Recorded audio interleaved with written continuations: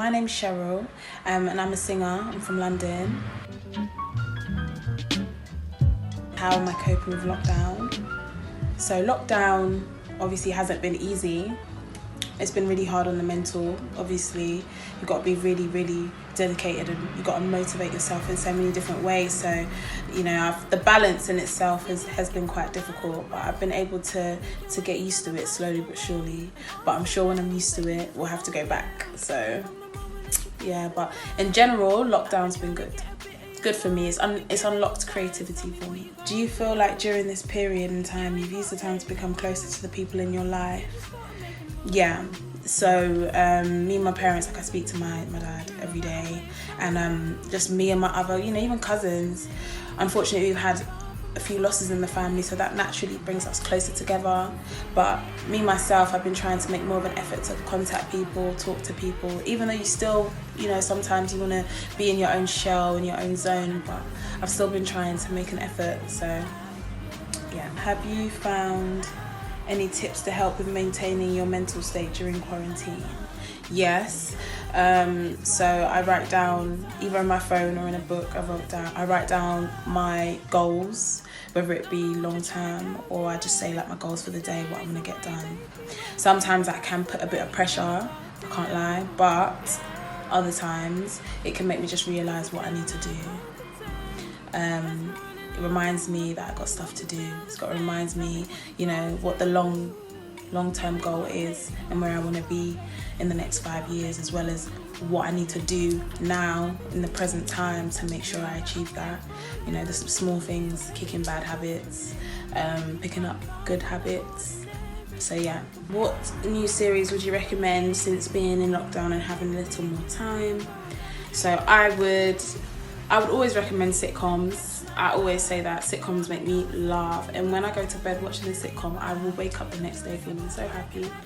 I do love watching sitcoms so much. I love All of Us, In the House, 227. I love 227, One-on-One, The Parkers. The list goes on, but sitcoms are the way, trust me. When do you believe you will have some sort of normality, and how do you think you'll feel about it?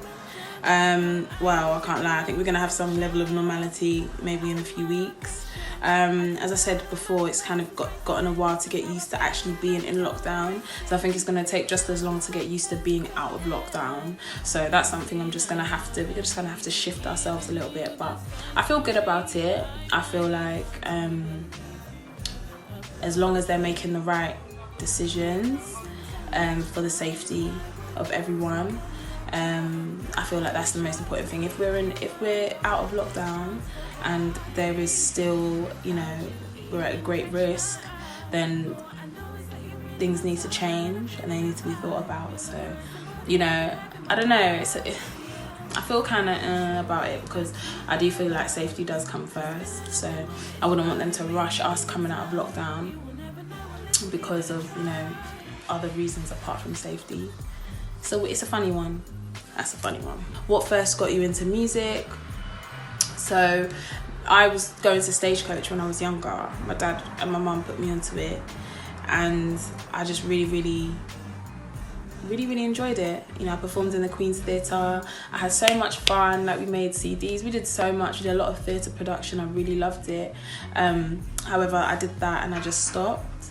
So I didn't stop as such, but I was still singing in talent shows here and there in school growing up, and in uni I was, doing backing vocals, etc. But I just didn't have the confidence to go full throttle, go ham with it, So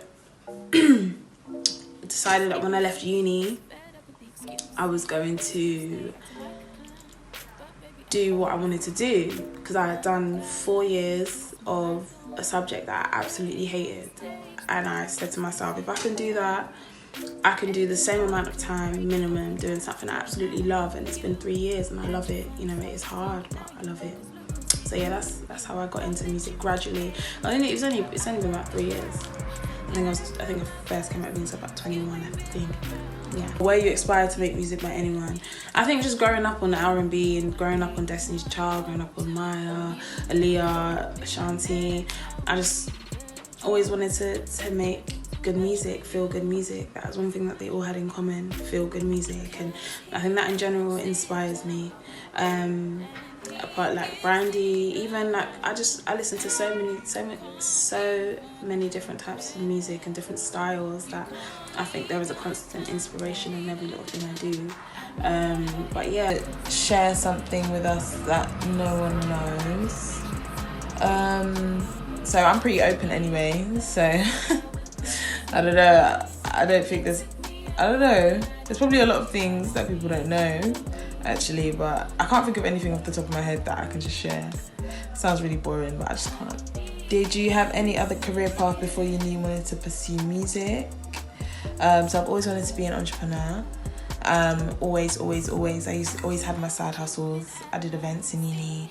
I sold other products when I was in uni as well. I just found it very difficult when I came out of uni, I found it very difficult to manage that as well as wanting to do music, because that's when I decided obviously that I wanted to do it.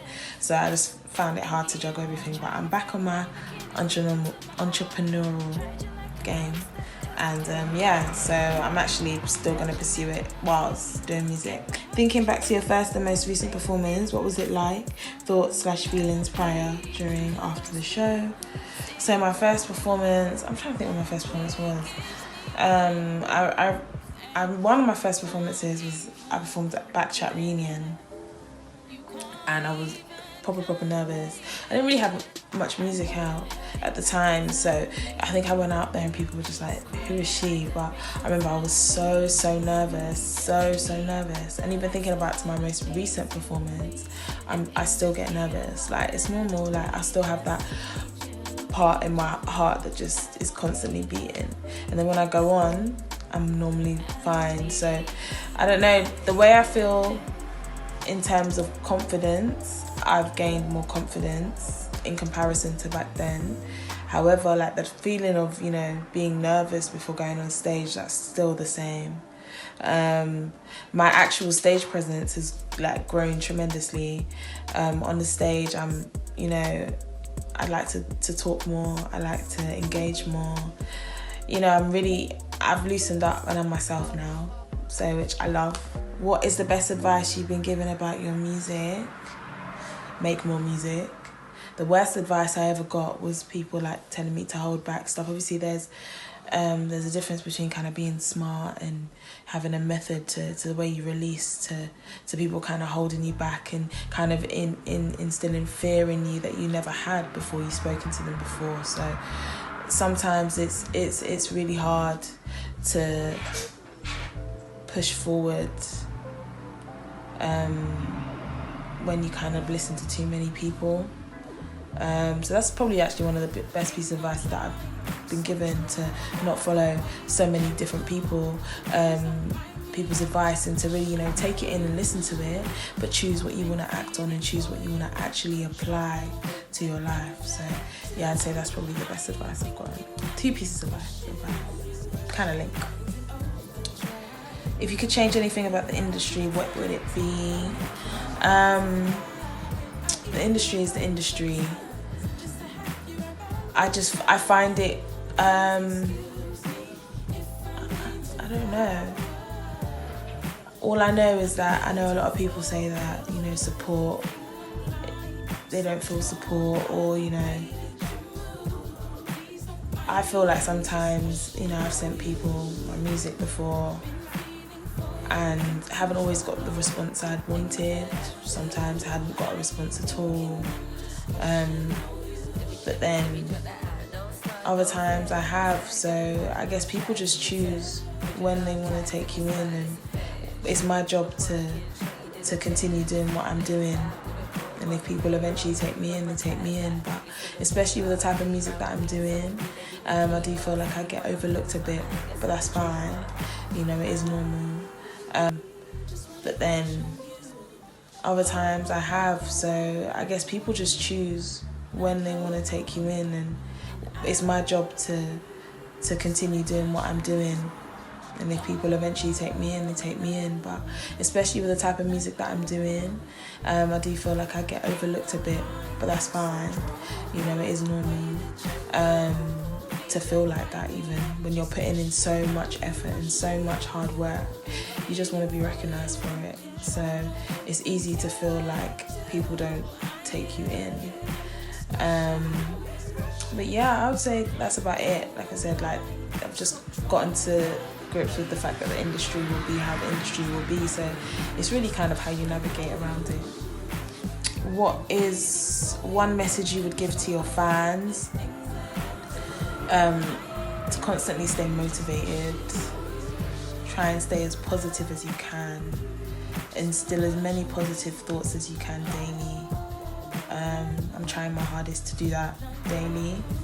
Some days it's more of a struggle, especially with lockdown and everything that's going on at the moment. So it's not easy, but definitely as well, like your mental state is your biggest priority. So whatever you have to do to make sure that your mental is good, you need to do that. That's it. What's next for you? So I'm just planning on putting out more music. As I said, I've got some new ventures that I'm looking into. Yeah, just expect to be seeing more of me